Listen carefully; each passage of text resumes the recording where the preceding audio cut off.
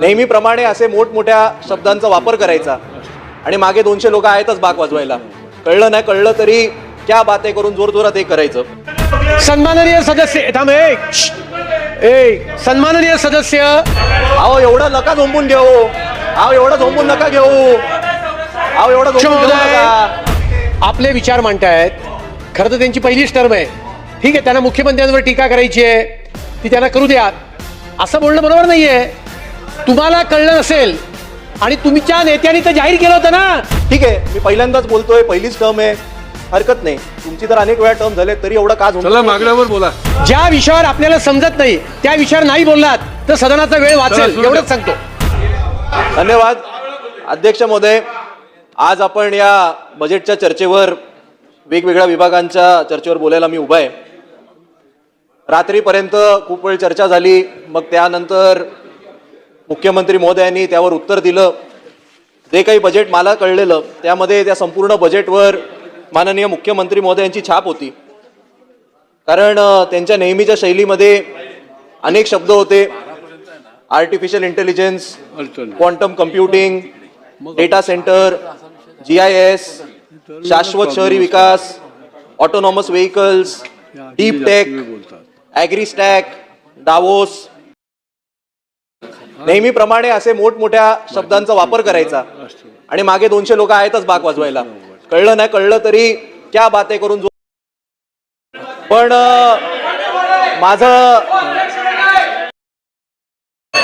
अहो एवढं नका झोंबून घेऊ, अहो एवढं झोंबून नका घेऊ, अहो एवढं. अध्यक्ष महोदय, सन्माननीय सदस्य अतुल भातखळकर, सन्माननीय सदस्य सन्माननीय सदस्य, आपले विचार मांडतायत. खरं तर त्यांची पहिलीच टर्म आहे. ठीक आहे, त्यांना मुख्यमंत्र्यांवर टीका करायची आहे, ती त्यांना करू द्या. पण संसदीय याच्या भाषेमध्ये त्यांनी टीका केली पाहिजे. क्वांटम कॉम्प्युटर म्हणजे काय, आर्टिफिशियल इंटेलिजन्स म्हणजे काय, सत्ताधारी पक्षाला कळलं नाही कळलं. आता असं बोलणं बरोबर नाहीये. तुम्हाला कळलं नसेल आणि तुमच्या नेत्यांनी तर जाहीर केलं होतं ना की आम्हाला बजेट समजत नाही, हे जाहीर सांगितलं होतं. कळलं की नाही? चला ठीक. त्यामुळे ज्या विषयावर आपल्याला समजत नाही त्या विषयावर नाही बोललात तर सदनाचा वेळ वाच. नाही नाही अध्यक्ष महोदय, अध्यक्ष महोदय मी सुरू केलंय, मी त्यांच्याकडे बघतच नव्हतो. कसं आहे माहितीये का, मी जर असं म्हणालो की त्यांना कळत नव्हतं तर ते त्यांनी सुद्धा सांगितलंय की मला कळत नाही, मग ते पण आपण काढून टाकावं. ठीक आहे. त्यामुळे मला असं वाटतं की एवढी मोठी संख्या असताना, एवढी ओव्हरवेल्मिंग मेजॉरिटी असताना पहिल्या 10-15 सेकंदात झोंबलं जाऊ नये. थोडं मन मोठं करावं, ऐकायची थोडी सवय करावी, बरं होईल. ठीक आहे, मी पहिल्यांदाच बोलतोय, पहिलीच टर्म आहे, हरकत नाही. तुमची तर अनेक वेळा टर्म झाले तरी एवढं का झोंब. बाकीचे विषय अध्यक्ष महोदय, मला जो काही हे जे काही बजेट कळलं त्या बजेटमध्ये 2018 साली 19 साली जे काही 4 लाख कोटीचं कर्ज आपल्या या महाराष्ट्रावर होतं, या वर्षी ते वाढून 11 लाख कोटीवर झालेले. याचा एकच गोष्ट मला तरी याच्यातनं कळली, त्यावर आता वेगवेगळ्या स्टॅटिस्टिक्सची मांडणी ही मुख्यमंत्री महोदयांनी केली, पण GDP पर कॅपिटा बद्दल ते एकही शब्द बोलले नाहीत. ठीक आहे अध्यक्ष महोदय, आजची ही जी चर्चा आहे ही नगर विकास, गृहनिर्माण या सगळ्या विभागावर आहे. आणि म्हणून मी ज्या शहरातनं निवडून येतो त्या मुंबई शहरावर नक्की या बजेटमध्ये काय मिळालं हा माझ्या मनामध्ये प्रश्न आहे. आज मुंबई 3.0, मुंबई 4.0 अशा मोठमोठ्या घोषणा करण्यात आल्या. मुंबई 3.0 साठी काही निधी देण्यात आला, मुंबई 4.0 मध्ये आम्ही अमुक करू, आम्ही तमुक करू सांगण्यात आलं. पण माझ्या मनामध्ये हा मूळ प्रश्न आहे की मुंबई 1.0चं काय, मूळ मुंबईचं काय. मूळ मुंबईबद्दल काही सांगण्यात होत नाही. आणि म्हणून अध्यक्ष महोदय, आजची मुंबईची परिस्थिती काय आहे आणि आत्ताच्या मुंबईचा जो सगळ्यात ज्वलंत प्रश्न आहे ती म्हणजे बिघडलेला AQI, बिघडलेलं हवामान. या संदर्भात या संपूर्ण बजेटमध्ये आपण कुठल्या उपाययोजना करणार आहोत याबद्दल काही उल्लेख नाही. अध्यक्ष महोदय, मी वारंवार, हे आज 3रं अधिवेशन आहे, जेव्हा जेव्हा मला बोलायची संधी मिळते मी शासनाला आपल्या मार्फत विनंती करतो की AQI आणि ढासळलेलं जे काही हवामान आहे या संदर्भात गांभीर्याने विचार करण्याची गरज आहे, पण ते होताना दिसत नाही. हे मला खेदजनक सांगावं असं वाटतं. आज अध्यक्ष महोदय परिस्थिती अशी आहे की 100 मीटर समोरचं सुद्धा दिसत नाही. म्हातारे लोक असतील, लहान मुलं असतील, यांना दररोज ब्रॉन्कायटिस, अस्थमा, वेगवेगळे व्हायरल आजार हे होत आहेत. त्यावर शासन कुठेही गंभीर नाही.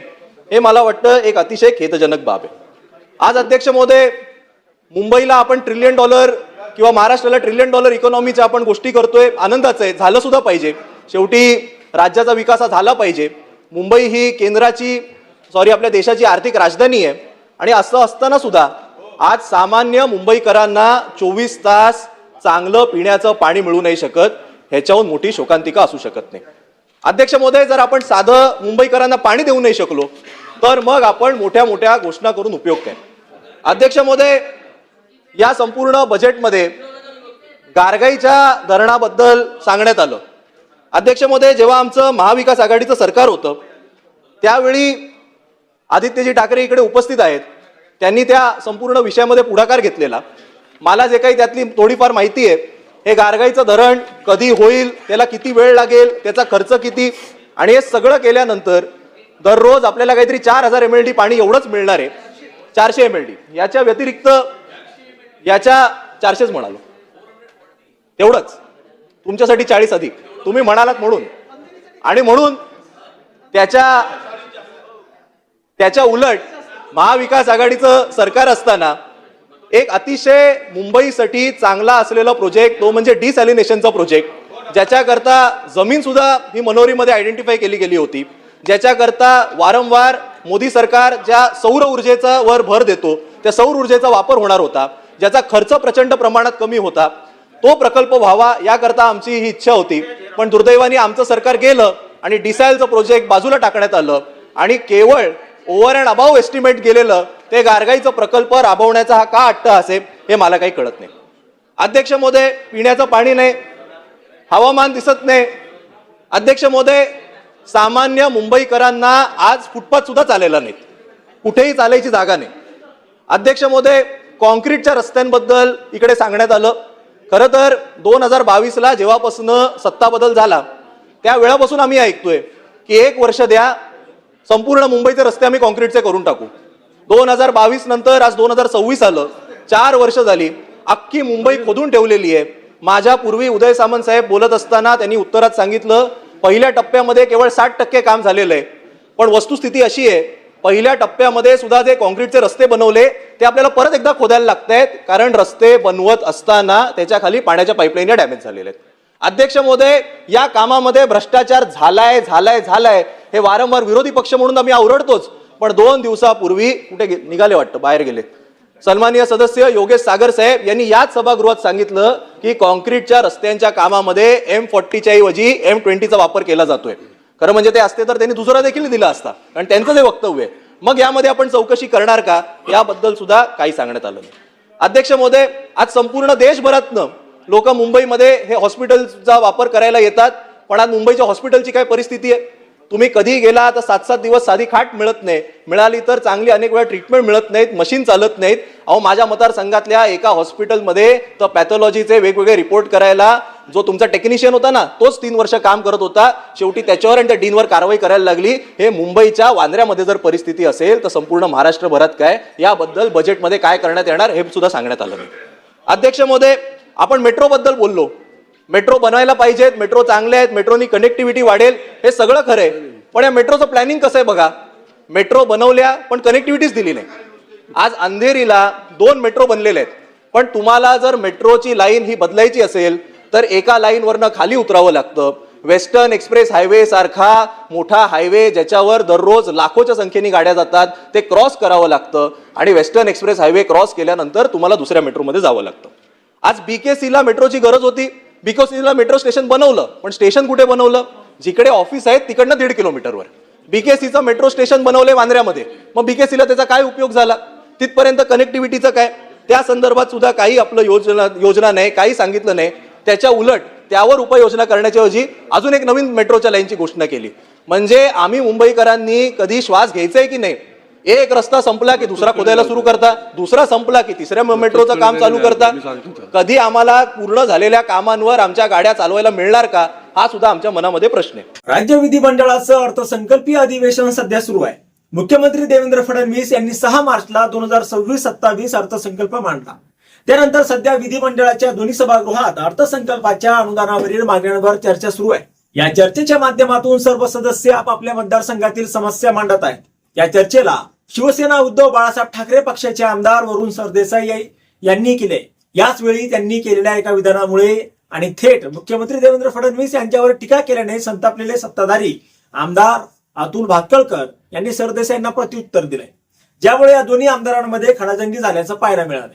शुक्रवारी विधानसभेत नगरविकास, सामाजिक न्याय व विशेष सहाय्य गृहनिर्माण, पर्यटन व सांस्कृतिक कार्य आणि इतर मागास बहुजन कल्याण विभागातील अनुदानाच्या मागण्यांवर चर्चेला सुरुवात झाल्याचं पाहायला मिळालंय. त्यावेळी शिवसेना ठाकरे गटाचे आमदार वरुण सरदेसाई यांनी या चर्चेला सुरुवात केली.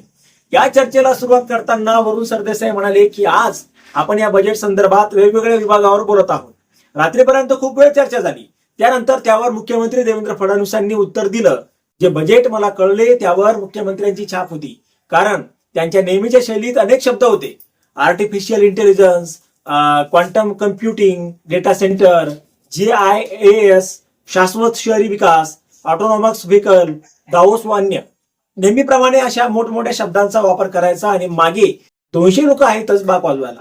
कळलं नाही कळलं तरी क्या बात आहे करून बाक वाजवायचं, असा टोलाच वरुण सरदेसाईंनी सत्ताधारी आमदारांना लगावलाय.